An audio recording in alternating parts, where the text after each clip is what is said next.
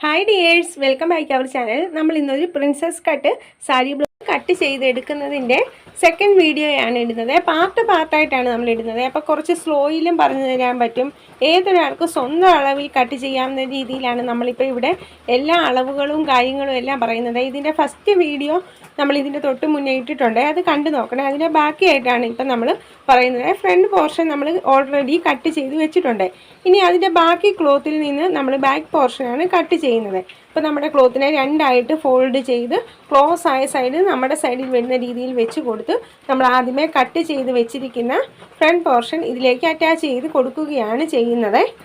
അതിനായിട്ട് നമ്മൾ ഇങ്ങനെ ആദ്യമേ കട്ട് ചെയ്യുമ്പോൾ സമയത്തൊരു വരയുണ്ട്, അവിടേക്ക് നമ്മൾ ഇപ്പം ഇങ്ങനെ വെച്ച് കൊടുക്കുകയാണ്. അപ്പം ഇപ്പം നമ്മൾ ഈ ഫ്രണ്ട് പോർഷൻ കട്ട് ചെയ്തപ്പോൾ ഒരു സ്ട്രെയിറ്റ് ആയിട്ടുള്ള വരകളുണ്ട്.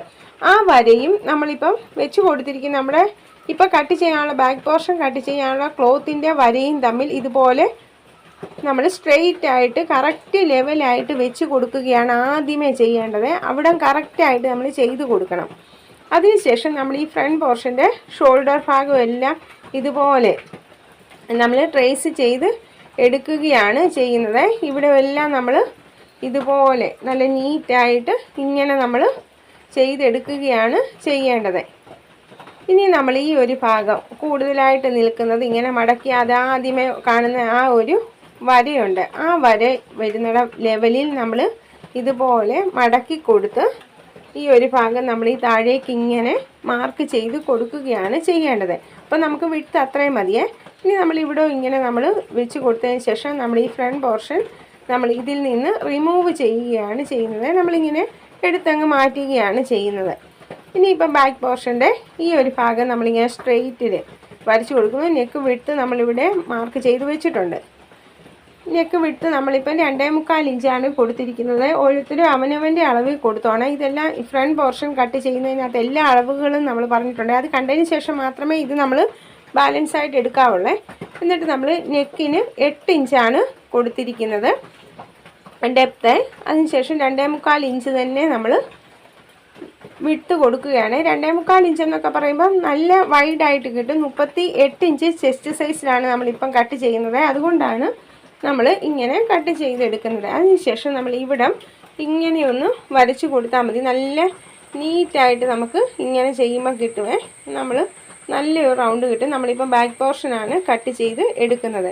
ഇപ്പം നമ്മൾ ഇതുപോലെ കൊടുത്ത് ഇനി നമ്മുടെ ടോട്ടൽ വേസ്റ്റിനെ 4 കൊണ്ട് ഡിവൈഡ് ചെയ്യുക. അത് മാർക്ക് ചെയ്ത് കൊടുക്കുകയാണ് ചെയ്യുന്നത്. എന്നിട്ട് 2 ഇഞ്ചോളം നമുക്ക് തയ്യൽ തുമ്പ് മതി. അത് നമ്മളിങ്ങനെ മാർക്ക് ചെയ്ത് ഈ ഭാഗം ഇങ്ങനെയൊന്ന് ചെരിച്ച് നമ്മൾ മാർക്ക് ചെയ്ത് കൊടുക്കുകയാണ് ചെയ്യുന്നത്.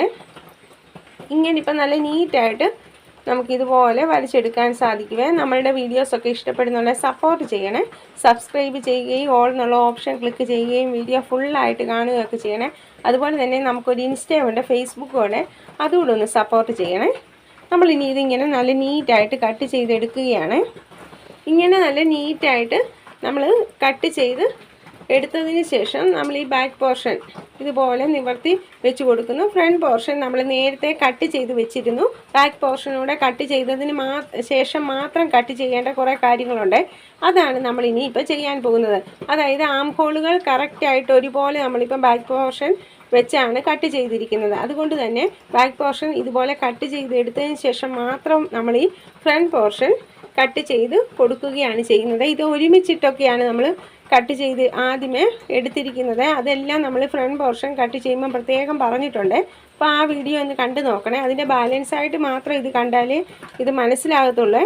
അതിനുശേഷം നമ്മൾ ഈ ഫ്രണ്ട് പോർഷൻ്റെ ആം ഹോൾ ഇങ്ങനെ കുഴിച്ച് വെട്ടിയതിന് ശേഷം നമ്മൾ ഇവിടവും നമ്മളുടെ പ്രിൻസസ് കട്ടാക്കി മാറ്റുകയാണ് ചെയ്യുന്നത്. അതെല്ലാം നമ്മൾ നേരത്തെ ഡാർട്ട് ചെയ്ത പോയിൻ്റ് എല്ലാം വരച്ച് വെച്ചിരുന്നു. അതും നമ്മൾ ഇതുപോലെ സെപ്പറേറ്റ് ആക്കി കൊടുക്കുകയാണ് ചെയ്യുന്നത്. സെപ്പറേറ്റ് ആക്കി കൊടുക്കുമ്പോൾ നമുക്ക് പിന്നീട് സ്റ്റിച്ച് ചെയ്യുമ്പോൾ എളുപ്പത്തിന് വേണ്ടി ഈ 2 ഭാഗത്തും നമ്മളിങ്ങനെയൊന്ന് മാർക്കിട്ട് കൊടുക്കുന്നത് നല്ലതാണ്. അങ്ങനെയാകുമ്പോൾ നമുക്ക് അത് സ്റ്റിച്ച് ചെയ്ത് വരുന്ന സമയത്ത് കുറച്ചുകൂടി ഈസി ആയിട്ട് കിട്ടും. അതിനു വേണ്ടിയാണ് നമ്മളിങ്ങനെ മാർക്ക് ചെയ്ത് കൊടുത്തത്. എന്നിട്ട് നമ്മളിതിനെ ഇങ്ങനെ കട്ട് ചെയ്തെടുക്കുകയാണ് ചെയ്യുന്നത്. വളരെ സിമ്പിളായിട്ട് നമുക്കിതുപോലെ കട്ട് ചെയ്യാൻ പറ്റുക. ഏതൊരു അളവുകാർക്കും സ്വന്തം അളവിൽ കട്ട് ചെയ്തെടുക്കാവുന്ന രീതിയിലാണ് നമ്മൾ അളവുകൾ പറഞ്ഞിരിക്കുന്നത്.